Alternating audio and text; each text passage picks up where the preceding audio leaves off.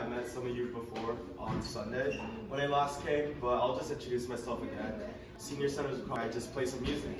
I played the tenor saxophone and clarinet for like around 5 years now. So it's been a long time, and I love jazz.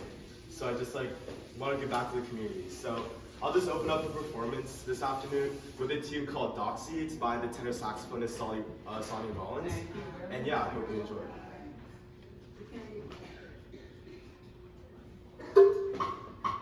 Thank you.